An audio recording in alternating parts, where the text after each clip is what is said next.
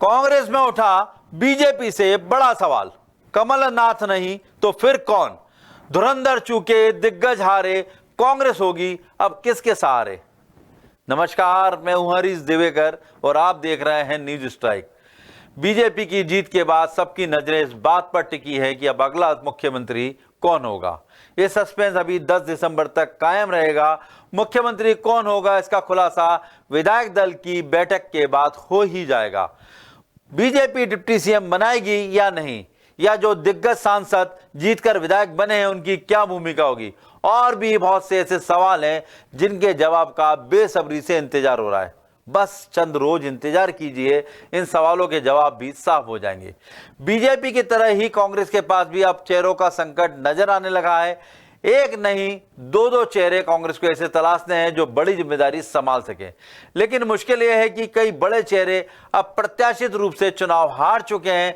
ऐसे में इस हार के बाद अगर कमलनाथ भी मध्य प्रदेश छोड़कर दिल्ली का रुख कर लेते हैं तो मध्य प्रदेश में कांग्रेस का कर्ता धर्ता कौन होगा? फिलहाल कांग्रेस में प्रदेश अध्यक्ष की कमान खुद कमलनाथ के हाथ में है। इसके अलावा नेता प्रतिपक्ष थे डॉक्टर गोविंद सिंह, जो खुद लाहौर से चुनाव हार चुके हैं, सो इस पद पर उनके बने रहने का कोई सवाल ही नहीं उठता। अभी तो सबकी नजरें कमलनाथ पर जाकर टिक गई हैं, क्योंकि उनकी जिम्मेदारी का फैसला हमेशा से उनका ही रहा है। कांग्रेस के सीनियर मोस्ट नेताओं में से एक कमलनाथ खुद आला कमान की फहरिस्त के हिस्से में नहीं आते हैं, लिहाजा वो क्या करेंगे वे वही तय करेंगे। वो दिल्ली जाएंगे तो नेता प्रतिपक्ष के साथ साथ पीसीसी चीफ के चेहरे की भी तलाश करनी होगी, और अगर वो दिल्ली नहीं जाते हैं तो क्या खुद ही अध्यक्ष बने रहेंगे और नेता प्रतिपक्ष भी बन जाएंगे, या पहले की तरह नेता प्रतिपक्ष का पद किसी और के सुपुर्द करेंगे? सवाल तो कई हैं लेकिन जवाब बहुत मुश्किल है, क्योंकि एक लाइन से कांग्रेस के वो सभी चेहरे हार चुके हैं जिनकी वजनदारी पीसीसी से लेकर विधानसभा तक में थी। डॉक्टर गोविंद सिंह के अलावा सज्जन सिंह वर्मा, जीतू पटवारी, तरुण भनोट, केपी सिंह, लक्ष्मण सिंह, सुखदेव पासे, डॉक्टर विजयलक्ष्मी साधो, पीसी शर्मा, हुकुम सिंह कराड़ा, कमलेश्वर पटेल, लाखन सिंह यादव, कुणाल चौधरी जैसे कई दिग्गज चुनाव हार चुके हैं। ये वो नेता थे जो 15वीं विधानसभा में मुख्य भूमिका में नजर आए थे, लेकिन इस बार इन सभी को हार का सामना करना पड़ा। अब ये पीसीसी चीफ का पद तो संभाल सकते हैं, लेकिन नेता प्रतिपक्ष या विधानसभा उपाध्यक्ष का पद नहीं संभाल सकते।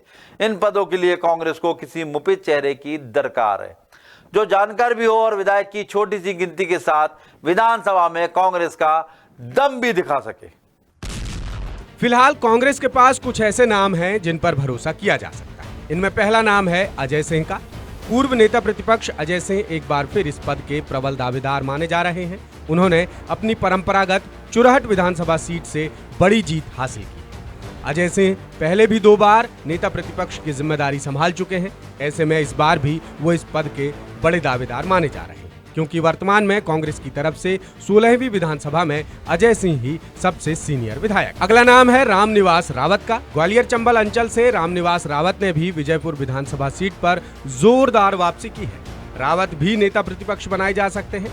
वो ओबीसी वर्ग से आते हैं। ऐसे में कांग्रेस उनके नाम का भी दांव चल सकती है। अगला नाम है बाला बच्चन का। बाला बच्चन राजपुर विधानसभा सीट से चुनाव जीत कर आए हैं। आदिवासी वर्ग से आने के कारण उनका भी दावा मजबूत माना जा रहा है। खास बात यह है कि बाला बच्चन पहले भी कार्यवाहक नेता प्रतिपक्ष और उप नेता प्रतिपक्ष की जिम्मेदारी संभाल चुके हैं। अगला नाम है राजेंद्र सिंह का। राजेंद्र सिंह विधानसभा उपाध्यक्ष रह चुके हैं। उन्हें संसदीय ज्ञान अच्छा खासा है। हालांकि उनके भांजे अजय सिंह से पटरी नहीं बैठती है। ऐसे में अजय सिंह उनका अंदर खाने में विरोध कर सकते हैं। अगला नाम है उमंग सिंघार का। सिंघार भी लगातार 4थी बार विधानसभा चुनाव जीत कर आए हैं। तेज तर्रार सिंघार कांग्रेस की दिग्गज नेता रही स्वर्गीय जमुना देवी के भतीजे। वो राहुल गांधी के करीबी भी माने जाते हैं। ऐसे में सिंघार पर भी कांग्रेस दांव चल सकती है। सिंघार के नाम पर कमलनाथ भी सहमति जता सकते हैं। उनके जरिए कांग्रेस आदिवासी तबके को तवज्जो दे सकती है। और अगला नाम है जयवर्धन सिंह का।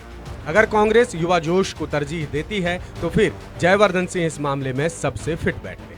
वो लगातार 3री बार राघवगढ़ विधानसभा सीट से चुनाव जीते हैं। ऐसे में वो भी नेता प्रतिपक्ष की जिम्मेदारी संभाल सकते हैं। कांग्रेस में इस बार कई बड़े नेताओं को हार का सामना करना पड़ा है। नेता प्रतिपक्ष कोई आदिवासी वर्ग से होना चाहिए। देखिए, हम तो चाहते हैं आदिवासियों को नेतृत्व मिलना चाहिए और आने वाले समय में अगर आदिवासियों को नेतृत्व मिलता है तो निश्चित ही मध्य प्रदेश नहीं पूरे देश में एक मैसेज जाएगा, क्योंकि आज आदिवासी वर्ग एक ऐसा वर्ग है जो कांग्रेस के साथ ईमानदारी से खड़ा है, था और रहेगा। मध्य प्रदेश में 3 तारीख को चुनाव के परिणाम आए हैं और नई सरकार का गठन होना है, तो भारतीय जनता पार्टी जिसे इन परिणामों में बहुमत मिला है वो मुख्यमंत्री तय करे, मुख्यमंत्री का चेहरा तय हो जाए, मुख्यमंत्री शपथ ले ले, सरकार बन जाए।